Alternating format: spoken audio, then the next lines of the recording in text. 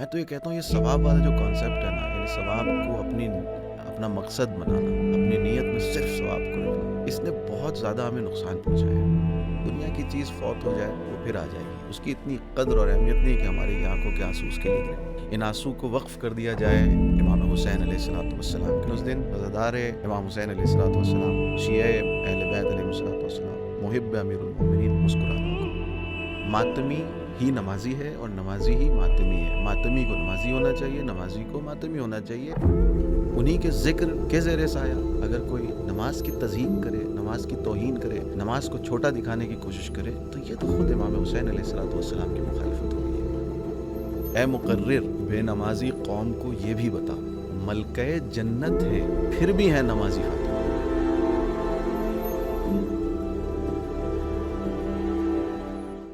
اعوذ باللہ من الشیطان الرجیم، بسم اللہ الرحمن الرحیم، السلام علیکم ورحمۃ اللہ۔ جیسے ہی ماہ محرم کا آغاز ہوتا ہے تو ہمارے درمیان ایک گفتگو کا آغاز بھی ساتھ میں ہونے لگتا ہے۔ ہمارے درمیان در حقیقت دو گروہ میں تقسیم ہوتے ہوئے لوگ نظر آتے ہیں کچھ جگہوں پر، جس میں سے ایک گروہ یہ کہتا ہے کہ انسان کو چاہیے کہ وہ نماز پڑھے اور وہ عبادت کے اندر اپنے آپ کو مصروف رکھے۔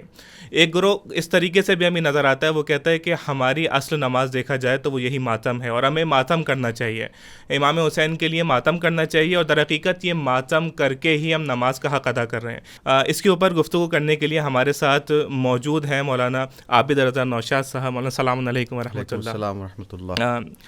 قبلہ، جیسے آپ کو معلوم ہے کہ جیسے ہی ہماری ماہ محرم کا آغاز ہوتا ہے تو انٹرنیٹ پر، سوشل میڈیا پر، آپس میں حلقات میں، گروپس میں یہ گفتگو شروع ہو جاتی ہے کہ میں ماتمی، میں نمازی، یہ ماتمی، وہ نمازی۔ تو دیکھا جائے تو یہ اس کا فرق کیا ہے؟ اس سے پہلے میں اگر یہاں سے ہم شروعات کریں سلسلے میں کہ خود ہم آغاز کریں عزاداری کی فضیلت سے، اور خود عزادار کی فضیلت، عزاداری کی فضیلت، ماتم کی فضیلت، ماتمی کی فضیلت، اور اس کے ساتھ اگر ہم تھوڑا سا نماز کی فضیلت کے اوپر بھی آئیں تو کہاں سے ہم اس کا آغاز کر سکتے ہیں؟ بسم اللہ الرحمن الرحیم، الحمدللہ رب العالمین، وصلی اللہ علی سیدنا محمد وآلہ الطیبین الطاہرین۔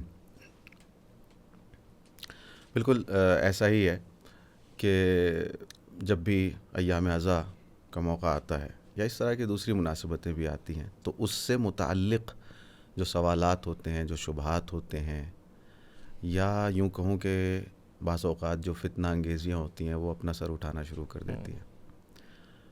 اسی طرح ایام عزا میں میرے خیال میں سب سے زیادہ ہوتا ہے ایسا کہ لوگوں کے اذہان کو اصل مقاصد سے ہٹانے کے لیے اور ان کی توجہات کو دوسری جانب لے جانے کے لیے، یا عزاداری کے مقصد کو ختم کرنے کے لیے اس طرح کی مذموم کوششیں ہوتی ہیں۔ کبھی کبھی یہ کوششیں مغرضانہ طور پر ہوتی ہیں کہ ایک سوچی سمجھی سازش اور ایک سوچے سمجھے منصوبے کے تحت یہ کام ہوتا ہے۔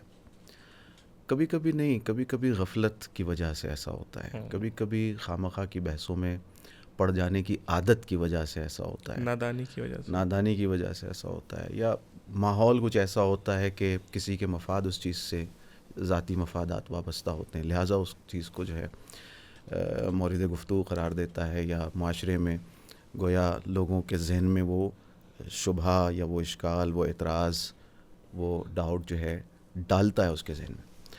تو مختلف نیتوں سے یہ کام ہو سکتا ہے، بہرحال ہوتا ہے، یہ سچائی ہے، ہاں یہ ہوتا ہے اور اس سال بھی ہوگا، اور اس کا بہرحال پہلے سے اگر علاج کر دیا جائے تو بہتر ہے۔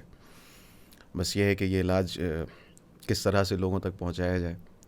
اگر لوگوں کو یہ گفتگو پسند آئے تو دوسروں تک پہنچائیں اس کو، تاکہ جو فتنہ انگیزی ہو سکتی ہے اس کو وہیں پر اٹھنے سے پہلے اس کو ختم کر دیا جائے، یا جو غلطیاں پہلے کرتے رہے ہم لوگ وہ غلطیاں دوبارہ اس کی تکرار نہ ہو۔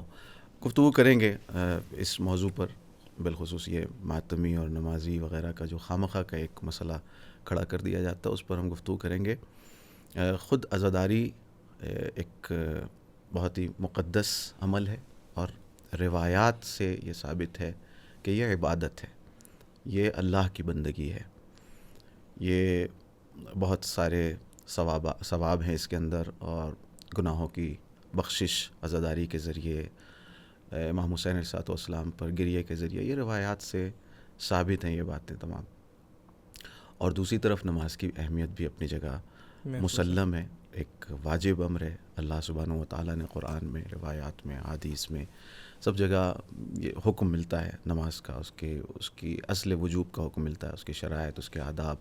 یہ ساری اس بات کی دلیل ہے کہ اس میں بھی کسی طرح کی شک و شبہے کی گنجائش اس کے وجوب میں نہیں کیا جا سکتا ہے. تو نماز بھی اپنی جگہ فرض ہے، اور عزاداری بھی اپنی جگہ ایک مسلم الثبوت امر ہے، جس کے لیے بہت سارے اجر دنیاوی و اخروی روایات میں موجود ہیں. میں کچھ روایات آپ کے لیے پڑھ دیتا ہوں. جی. ایام عزا ہیں، ایام عزا کا آغاز ہیں، اور اس میں بہتر ہے کہ دیکھیے رونے کی طرف، امام حسین علیہ السلام کے سلسلے میں گریے کی طرف بہت ساری احادیث موجود ہیں جو اشارہ کرتی ہیں. ترغیب دلائی گئی ہے باقاعدہ، یعنی انسان کو محمیز کیا گیا ہے، اس کو ترغیب دلائی گئی ہے، اس کو انکریج کیا گیا ہے کہ آپ روئیے امام حسین علیہ السلام پر، عزاداری برپا کیجیے. کیونکہ اس عزاداری کے ذریعے اور اس مقدس آنسو کے ذریعے جو انسان کی آنکھوں سے گرتا ہے، بہت سارے فوائد ہیں، دنیاوی فوائد اور اخروی فوائد جو اس کو حاصل ہوتے ہیں. انفرادی فوائد اور اجتماعی فائدے جو اس کو حاصل ہوتے ہیں، ایک معاشرے کو جو حاصل ہوتے ہیں، بعنوان فرد ایک فرد کو جو حاصل ہوتے ہیں. تو لہٰذا اس کی ترغیب دلائی گئی ہے، اور یہ ترغیب خود اس بات کا اشارہ ہے کہ اتنی زیادہ کثیر تعداد میں احادیث اور روایت موجود ہیں. کیوں اتنی تاکید کی جا رہی ہے؟ صرف اس لیے کہ ثواب کمانا ہے ہمیں. کیا یعنی واقعی یہ سوال ہے کہ صرف اور صرف ثواب کے لیے ہے کہ آپ ثواب صرف ثواب. میں تو یہ کہتا ہوں یہ ثواب والا جو کانسیپٹ ہے نا، یعنی ثواب کو اپنا مقصد بنانا، اپنی نیت میں صرف ثواب کو رکھنا، اس نے بہت زیادہ ہمیں نقصان پہنچایا ہے مختلف میدانوں میں. کہ ہر چیز ہم کیا کرتے ہیں، ہم ثواب کے لیے کر رہے ہوتے ہیں. ثواب کو مقصد بنانے کی ضرورت نہیں ہے، کیونکہ ثواب تو اللہ نے بکھیر رکھے ہیں ہر چیز میں. آپ ایک پیاسے جانور کو بھی، نجس ترین جانور کو بھی پانی پلا دیں تو ثواب ہے. آپ بہت سارے کام کر لیں. آپ جو کھانا کھا رہے ہیں اس کو بھی اللہ کی نیت سے، اور اس لیے کہ میں یہ کھانا کھا رہا ہوں تاکہ میرا جسم سالم رہے، اور جسم سالم رہے تو میں بہت سارے کام کر سکوں. یہ بھی ثواب ہے. یہ بھی ثواب. بہت سارے کام، یعنی جتنے کام ہیں اگر وہ آپ عبادی پہلو سے، عبادت والی نیت سے اگر آپ انجام دے لیں تو ثواب ہے. تو امام حسین علیہ السلام کی قربانی کو بھی ہم اگر صرف اور صرف ثواب کے لیے یاد کریں، ان کا ذکر صرف اور صرف ثواب کے لیے یاد کریں، تو ہم عزاداری کا معیار بڑھا رہے ہیں یا گھٹا رہے ہیں؟ گھٹا رہے ہیں. تو اس کا مطلب عزاداری کا معیار یہ نہیں ہے کہ ثواب تک اس کی لمٹ میں اس کو رکھا جائے. ثواب میں محدود نہیں ہے. ثواب میں محدود نہیں، اس کے آگے کی چیزیں ہیں، اس کی طرف ہمیں جانا ہے. تو سوال یہاں بنتا ہے کہ پھر کیا ہے وہ چیز؟ اگر ثواب نہیں ہے تو، اگر ثواب نہیں ہے تو وہ کیا ہے؟ پھر وہی وہ ساری پھر مقاصد اعضاء کی، عزاداری کے جو مقاصد ہیں ان کی گفتگو آتی ہے، جو ابھی فی الحال ہمارے گفتگو کا محور نہیں ہے. کہ عزاداری کا مقصد کیا ہے؟ بہت سارے مقاصد ہیں، انفرادی طور پر، اجتماعی طور پر، دینی مقاصد ہیں، سماجی مقاصد ہیں اس کے جو ہمیں حاصل کرنے ہیں. ظالم اور مظلوم کا جب مارکا ہو تو وہاں پر وہ جو ہے اس کا فائدہ اور اس کا مقصد قابل مطالعہ اور قابل ملاحظہ ہوتا ہے. تو بہت ساری ایسی چیزیں ہیں جن پر گفتگو کی جا سکتی ہے، لیکن فی الحال ہم اپنے ٹاپک پر اگر محدود رہنا چاہیں اور ان روایات کی طرف میں آپ کی توجہ دلانا چاہ رہا ہوں متبرک ہونے کے لیے.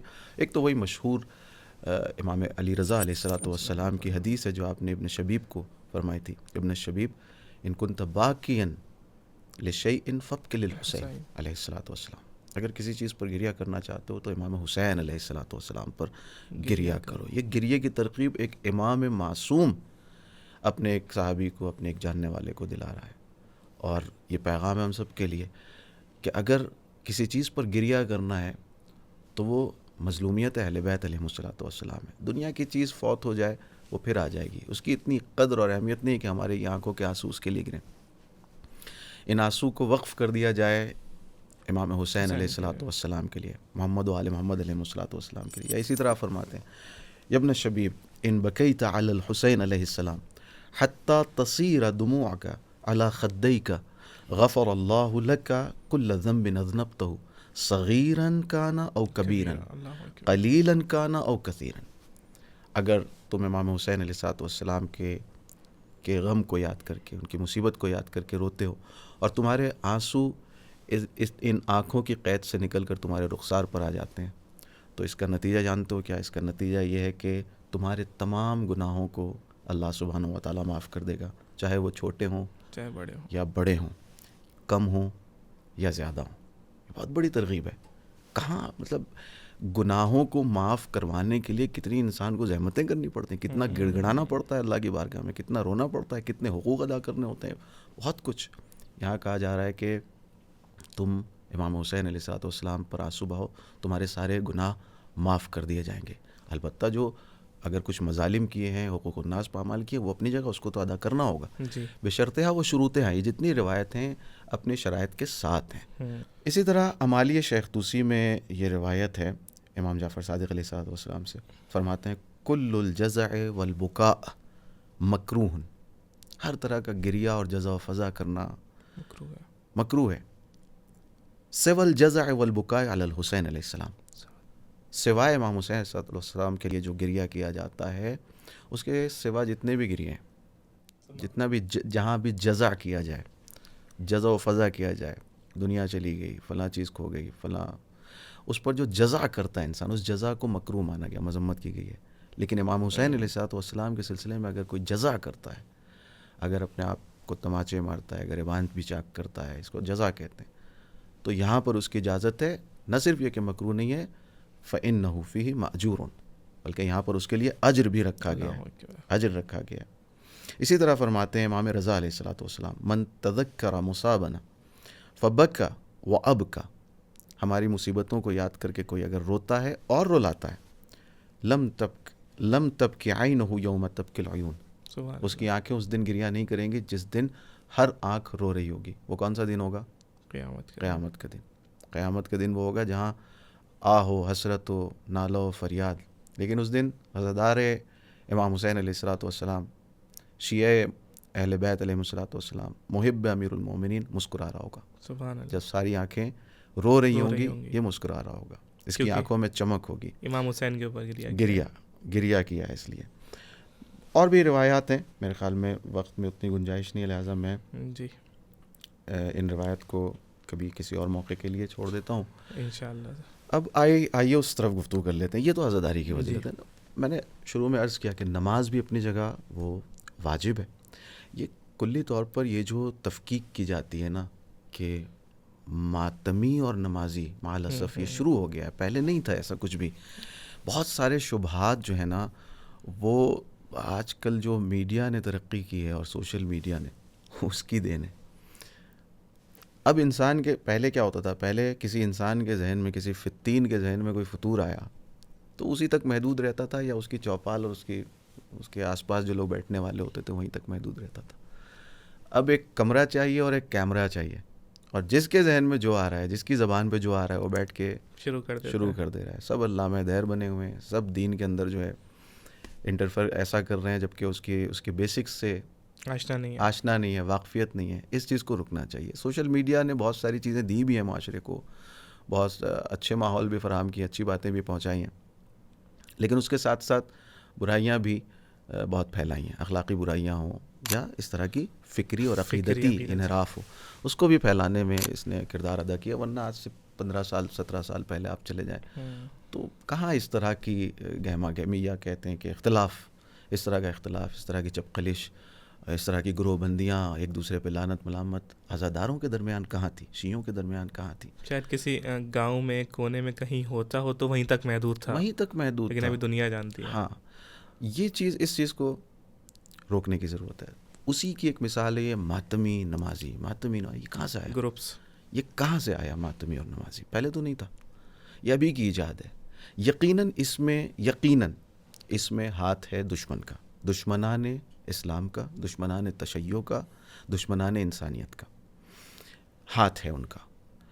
اب یہ کہ جو یہ کام کر رہا ہے، جو ایسی گفتگو کر رہا ہے، وہ مثلاً MI6 کا ایجنٹ ہے، یا وہ کسی جاسوسی اس کا جو ہے ایجنٹ ہے. ایسا نہیں ہے.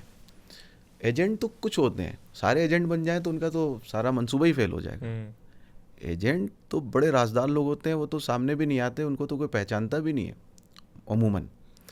وہ تو پس پردہ رہتے ہیں، اور سامنے یہ کٹ پتلیاں ہوتی ہیں جو ان کے لیے کام کر رہے ہوتے ہیں. کربلا میں امام حسین علیہ الصلوۃ والسلام کو قتل کرنے کے لیے جو لوگ آئے تھے، کلہم یتقربون اللہ،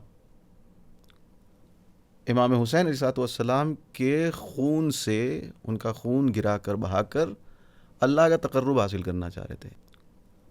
امام حسین علیہ السلام کے خون سے، ان کا خون گرا کر بہا کر اللہ کا تقرب حاصل کرنا چاہ رہے تھے. یعنی کیا؟ اللہ کے لیے امام حسین کو شہید کر رہے تھے. اللہ اکبر. تو اکثریت یہ ہوتی ہے، عمر سعد اور شمر اور یزید اور فلاں فلاں فلاں، کچھ یہ ہوتے چند ہیں. لوگ ہوتے ہیں. اب یہاں پر اگر انسان کی معرفت اپنے معیار پر ہو، اس کے اندر معرفت کی کمی نہ ہو، علم ہو، معرفت ہو، عقل ہو، شعور ہو، ضمیر بیدار ہو، ماحول اچھا فراہم ہو، معاشرہ اچھا ہو، اس کے کچھ لوگ ہوں جو اس کو گائیڈ کر رہے ہوں، تو وہ نہیں بہکے گا. وہ کبھی نہیں آئے گا امام کے مقابلے میں، وہ کبھی نہیں آئے گا قرآن کے مقابلے میں، وہ کبھی نہیں آئے گا دین کے مقابلے میں. لیکن اگر یہ چیزیں اس کے لیے فراہم نہیں ہیں، اپنے پاس بھی علم نہیں ہے، معرفت نہیں ہے، کوئی سمجھانے والا بھی نہیں ہے، بلکہ بہکانے والے اور موجود ہیں، تو وہ تو آہستہ آہستہ یہاں تک پہنچ سکتا ہے کہ اس کا خود ساختہ عقیدہ جو بن گیا ہے، اس کے مقابلے میں اگر امام وقت بھی آ کے کہے کہ یہ تم غلط کہہ رہے ہو، تو ان کے سامنے بھی کھڑا ہو جائے گا. چہ بسا ان کے گردن پر شمشیر رکھ کر، خنجر رکھ کر ان کو ذبح بھی کر دے. مائنڈ واش اس طریقے سے جی. ذہن بنا ہوا ہے. تو یہاں پر اصل دین سے، اصل معرفت کو حاصل کرنا اور علماء سے، صحیح علماء سے رابطے میں رہنا، اپنے شبہات کو یہاں پر اکٹھا نہیں کرنا. جو شبہات، جو ڈاؤٹس آپ کے ذہن میں دین کو لے کر، اسلام کو لے کر، قرآن کو لے کر آ رہے ہیں، اس کو صحیح علماء سے آپ پوچھیں، دریافت کریں، اس کو اکٹھا نہ کریں. اکٹھا کریں گے، جواب نہیں لیں گے تو آپ بھٹک جائیں گے. اکثر مسئلہ یہ ہوتا ہے کہ انسٹاگرام ہم دیکھا، فیس بک دیکھا، ریلس آ رہی ہیں تو 10 سوال آ رہے ہیں، 10 سوال ذہن کے اندر موجود ہیں، لیکن اس 10 سوال کو پوچھنے کی ضرورت ہے، حل کرنے کی ضرورت ہے. بالکل ان 10 سوال کو اپنا عقیدہ بنا لینا، پھر وہ انحرافات وہیں سے شروع ہونا شروع ہو جاتا ہے. بالکل. تو یہ ماتمی اور نمازی والا جو سوال ہے، وہ ماتمی ہی نمازی ہے اور نمازی ہی ماتمی ہے. ماتمی کو نمازی ہونا چاہیے، نمازی کو ماتمی ہونا چاہیے. ایک بالکل صاف سی بات ہے، کوئی فرق نہیں ہے. کوئی فرق نہیں ہے. آپ مجھے بتائیے، امام حسین علیہ السلام خود امام تھے نا، معصوم تھے نا، نماز پڑھتے تھے کہ نہیں پڑھتے تھے؟ عجیب سا سوال ہے نا، لیکن کرنا پڑ رہا ہے. پڑھتے تھے یا نہیں پڑھتے؟ کوئی شک نہیں اس میں. امیر المومنین علیہ السلام کو کہاں شہید کیا گیا؟ محراب میں. کیا کر رہے تھے وہاں پر؟ نماز پڑھ رہے تھے. جناب زینب سلام اللہ علیہا سے امام حسین کیا فرماتے ہیں؟ یا اختہ لا تنسینی فی نافلۃ اللیل، اے میری بہن مجھے نماز شب میں فراموش نہیں کرنا. کہاں پر ہیں جناب زینب؟ کربلا میں. آخری وقت ہے. معلوم ہے کہ میں شہید ہو جاؤں گا، میری بہن اسیر کر لی جائے گی، دیار بدیار پھرائی جائے گی، اور تاکید کر رہے نماز شب میں. یعنی ان کو بھی معلوم ہے کہ میری بہن نماز واجب تو چھوڑیے، نماز شب کو بھی ان حالات میں بھی ترک نہیں کرے گی، قضا نہیں کرے گی. اس لیے اس بھروسے کے ساتھ کہہ رہے ہیں. تو یہ خاندان تو وہ ہے جو جن کے یہاں سے نماز چلی ہے، جن کے یہاں سے عبادت کا سلیقہ سیکھا گیا ہے، اور انہی کے نام پر، انہی کے عزاداری کے نام پر، انہی کے ذکر کے زیر سایہ اگر کوئی نماز کی تضحیق کرے، نماز کی توہین کرے، نماز کو چھوٹا دکھانے کی کوشش کرے، تو یہ تو خود امام حسین علیہ السلام کی مخالفت ہو رہی ہے، ان کے مکتب کی مخالفت ہو رہی ہے. یہ بالکل صاف سی بات ہے کہ نمازی اور ماتمی میں کوئی فرق نہیں. ہر سچا ماتمی نمازی ہوگا، اور ہر سچا نمازی، یعنی جو تھوڑا بہت بھی اگر دین کو سمجھے گا، اہل بیت علیہ السلام کی سیرت کو دیکھے گا، اسے پتہ چلے گا خود سید الشہداء نماز سے محبت کرتے ہیں، انی احب الصلاۃ فرماتے ہیں. یا ائمہ کی زندگی دیکھیں، امیر المومنین جو عاشق نماز ہیں، تو اس کو جب یہ شروعات دیکھے گا سیرت ائمہ، تو پھر وہ خود تفکیک اور یہ فرق نہیں کرے گا نمازی اور ماتمی کے درمیان. آپ دیکھیں شہدائے کربلا، چلیں وہ خانوادہ عصمت و طہارت تھے، ان کے لیے جو قربان ہو گئے، جنہوں نے ان کے لیے قربانی دے دی، یا جنہوں نے ان کے لیے زخم کھائے، وہ نماز پڑھتے تھے کہ نہیں پڑھتے تھے؟ پڑھتے تھے. ان سے زیادہ ہم وفادار اہل بیت ہیں، ان سے زیادہ ہم شیعہ اہل بیت ہیں. اگر یہ دعویٰ صحیح ہوتا تو ان کو کرنا چاہیے تھا کہ ہمیں نماز کی ضرورت نہیں ہے. انہوں نے تو یہ دعویٰ نہیں کیا، وہ تو نماز پڑھ رہے تھے. وہ تو میدان کربلا میں عاشور کے دن ظہر کی نماز وہاں ہو رہی ہے، ہاں، نماز پڑھی جا رہی ہے، باجماعت نماز پڑھی جا رہی ہے، تیر کھا رہے ہیں اس نماز کی حفاظت کے لیے، امام علی مقام امامت فرما رہے ہیں. تو یہ ساری واضح چیزوں کا کوئی اگر انکار کرے تو واقعی افسوس ہوتا ہے. یعنی مجھے تو یہی تعجب ہو رہا ہے کہ کیا زمانہ آ گیا ہے کہ اس موضوع پر ہمیں گفتگو کرنی پڑ رہی ہے، اس موضوع کو ہمیں سمجھانا پڑ رہا ہے کہ بھائی نماز بھی بہت ضروری ہے. ایسا ہی ہے. اپنے عزاداروں کو، اپنی قوم کو. ایک میرا شعر ہے، اے مقرر بے نمازی قوم کو یہ بھی بتا، اے مقرر بے نمازی قوم کو یہ بھی بتا، ملکہ جنت ہیں پھر بھی ہیں نمازی فاطمہ. سبحان اللہ، یہ وہ حقیقت ہے. اب وہ ملکہ جنت ہوتے ہوئے تو نماز پڑھ رہی ہیں، اور تم کہہ رہے ہو کہ ہم چونکہ ان کے چاہنے والے ہیں لہٰذا ہمیں نماز پڑھنے کی، ہم تو ایسی فری میں جنت میں پہنچنے والے ہیں، نماز کی کیا ضرورت ہے؟ یعنی کتنا فرق ہے. اگر یہ دعویٰ کرنا ہوتا تو جناب زہرا کو کرنا چاہیے تھا، وہ تو ملکہ جنت ہے، وہ کہتی بھائی میں تو ملکہ جنت ہوں، مجھے کیا ضرورت ہے نماز کی. جو اس طریقے کا اعتراض کرے، سوال کرے، نہ وہ روح عزاداری کو سمجھائے، نہ روح نماز اور عبادت کو سمجھائے، تفکیک کر رہا ہے. اچھا، اس سے بڑھ کر بڑے واضح الفاظ میں اور بڑے افتخار کے ساتھ، فخر کے ساتھ یہ کہا جاتا ہے کہ تم اگر نماز پڑھو تو نماز تو یزید بھی پڑھتا تھا. یعنی نماز پڑھنا کیا ہے، یزید بھی پڑھتے ہو، آپ بھی پڑھتے ہو، لیکن ماتم وہ ہے جو یزید نہیں کرتا تھا، ہم آ کر کرتے ہیں. یہ فرق. سب سے پہلی بات تو یہاں پر ہے کہ آپ سے کس نے کہا کہ آپ یزید والی نماز پڑھیں؟ نماز یزید بھی پڑھتا تھا. آپ یہ بتائیے امام حسین پڑھتے تھے یا نہیں پڑھتے تھے؟ بے شک ہے جرت تو کہ یہ نہیں پڑھتے تھے. تو امام حسین بھی پڑھتے تھے، یزید بھی پڑھتا تھا. پتہ نہیں، مجھے تو نہیں پتہ کہ پڑھتا تھا یا نہیں پڑھتا تھا، لیکن کچھ یزیدی تھے جو پڑھتے تھے. ہمارے ساتھ پڑھتے، ہاں ہمارے ساتھ پڑھے، بہت سارے تھے پڑھتے تھے.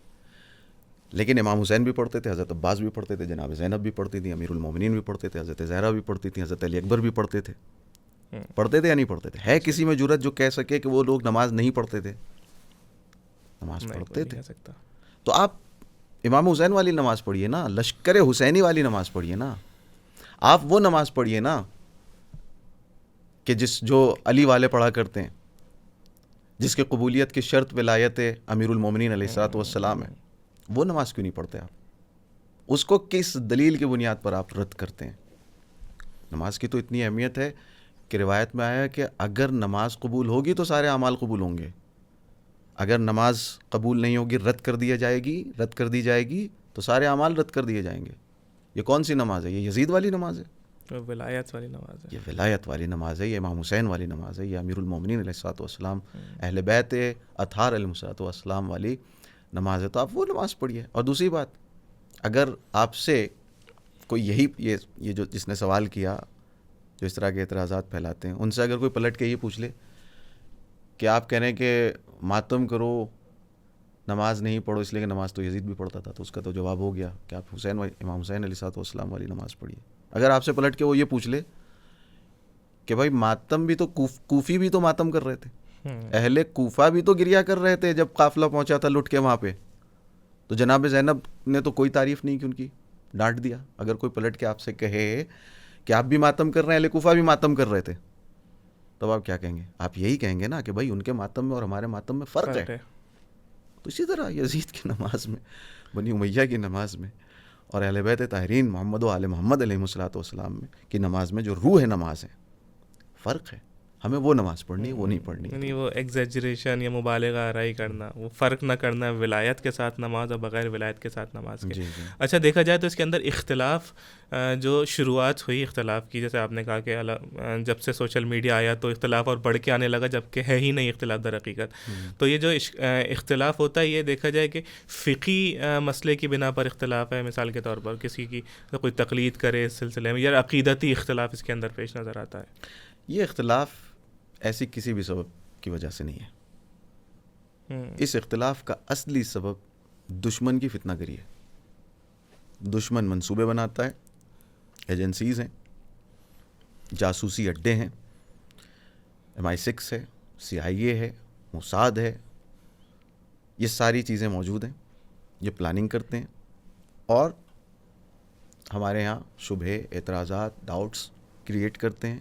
اس کی بنیاد پر اختلافات ہوتا ہے. یہاں اختلاف ہوتا ہے، ان کا فائدہ ہوتا ہے، دین کا نقصان ہوتا ہے، دینداروں کا نقصان ہوتا ہے. کتنا سرمایہ، کتنا فکری سرمایہ. ابھی یہی گفتگو، یہ اگر شبہ پیدا نہ کیا جاتا تو ہم یہاں پر بیٹھ کے کسی اور اہم ٹاپک پہ بات کر رہے ہوتے نا. تو یہ بھی مثلا بہت ساری مشکلات کھڑی ہو جاتی ہیں اس وجہ سے. تو یہ دشمن کا پھیلایا ہوا ہے. اب یہ کہ آپ نے کہا کہ کیا فتاویٰ کی وجہ سے ایسا ہوا ہے، میں پھر یہی کہوں گا کہ دشمن کی سازش کے تحت ایسا ہوا ہے، اس کے بنائے ہوئے منصوبے کے تحت ایسا ہوا ہے. فتووں کی وجہ سے ایسا نہیں ہوا ہے. اس لیے کہ فتویٰ کیا ہے، کوئی بھی مرجع اگر ایک فتویٰ دیتا ہے تو اس کے مقلدین پر واجب ہوتا ہے کہ اس فتوے کے مطابق عمل کرے. تو اس میں تو کوئی اختلاف کی بات ہی نہیں ہے. جی. آپ کا مرجع ایک چیز کہہ رہا ہے, آپ اس کے مطابق عمل کیجئے. میرا مرجع ایک بات دوسری بات کہہ رہا ہے, میں اس کے مطابق عمل کروں گا. ہم دونوں کو لڑنے کی ضرورت نہیں ہے, ہم دونوں کو اختلاف کرنے کی ضرورت نہیں ہے. یہ ہے تقلیدی مسئلہ.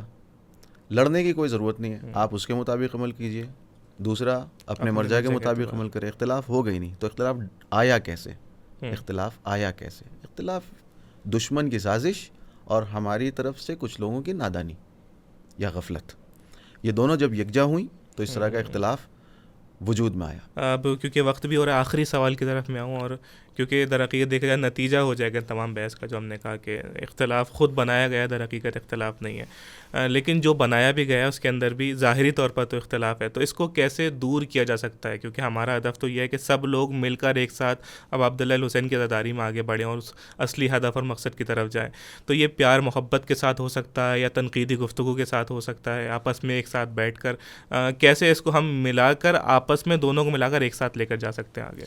میرے خیال میں یہی کہنا کہ دونوں کو ملانا, دونوں کو کیسے ملایا جائے, تو ایسا لگتا ہے کہ ہم نے یہ فرض کر لیا ہے کہ یہ دو الگ الگ چیزیں ہیں, نمازی اور ماتمی, جبکہ ہمارا اصرار اس بات پر ہے کہ نمازی اور ماتمی ایک ہی ہے. یہ دشمن کے افکار ہیں یا دشمن کا منصوبہ ہے کہ وہ اس طرح سے پیش کرے کہ نمازی ایک الگ چیز ہے اور ماتمی ایک الگ چیز ہے. جو نمازی ہوتا ہے وہ ماتمی نہیں ہوتا, جو ماتمی ہوتا ہے وہ نمازی نہیں ہوتا. کیا ایسا ہے معاشرے میں؟ نہیں, غلط ہے, سراسر غلط ہے یہ بات.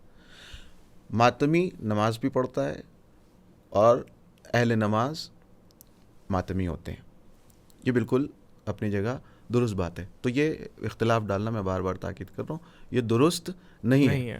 ہاں, اگر کچھ لوگ اس طرح کے شبہات کریٹ کرنے کی کوشش کر رہے ہیں یا عملی طور پر اس طرح کے کچھ گروہ بنا کر یہ کوشش کر رہے ہیں کہ معاشرے کے اندر, عزاداروں کے اندر, محبان اہل بیت علیہم الصلوۃ والسلام کے اندر اختلاف ڈال دیا جائے اور یہ بات لوگوں کو سمجھا دی جائے کہ نمازی الگ ہے, ماتمی الگ ہے, ماتمی کو نماز پڑھنے کی ضرورت نہیں ہے اور نمازی لوگ جو ہیں وہ ماتم کہاں کرتے ہیں, یہ اگر کوئی کر رہا ہے تو ہاں اس کو روکنے کی ضرورت ہے, اس کو روکنے کی ضرورت ہے.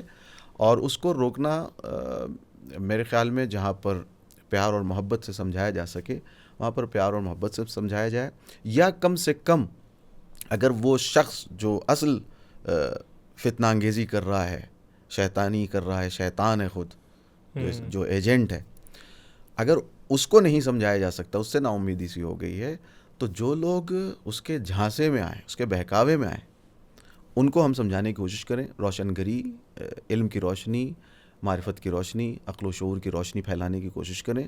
انشاءاللہ جب سلجھی ہوئی باتیں دلیلوں کے ساتھ بیان ہوں گی تو لوگوں کے لیے جو شبہات موجود ہیں جو معاشرے میں پھیلائے جا رہے ہیں وہ کلیئر ہو جائیں گے, حق اور باطل واضح ہو جائیں گے اور دودھ کا دودھ پانی کا پانی ہو جائے گا. آپسی گفتگو, باب گفتگو کبھی بند نہیں ہونا چاہیے. جب گفتگو بند ہو جائے گی تو اختلاف اور بڑھیں گے, کم نہیں ہو سکتے. بہت شکریہ, ایک مفید گفتگو رہی اور انشاءاللہ امید ہے کہ اس محرم میں ہمارے اختلاف کم ہوں اور بلکہ ختم ہو جائیں, اور جو ہم نے تفکیک کی ہے, جو فرق کیا ہے وہ ختم ہو جائے اور ایک ساتھ مل کر ہم اس اصلی ہدف اور اصلی مقصد امام حسین علیہ الصلوۃ والسلام کی طرف آگے بڑھتے رہیں. بہت شکریہ, بہت بہت شکریہ آپ تمام مومنین کا, تمام ویورز کا جو ہماری اس گفتگو کو دیکھا, اور بہت ساری چیزیں سیکھنے کو ملی ہوں گی, بہت ساری چیزیں نئی ہوں گی. اگر آپ کے سوال ہیں, پھر بھی کوئی کوشچنز باقی ہیں تو آپ کامنٹ سیکشن میں پوچھ سکتے ہیں. انشاءاللہ کوشش ہوگی کہ ان سوالات کے جواب بھی آپ تک پہنچا دیا جائیں. السلام علیکم ورحمۃ اللہ وبرکاتہ.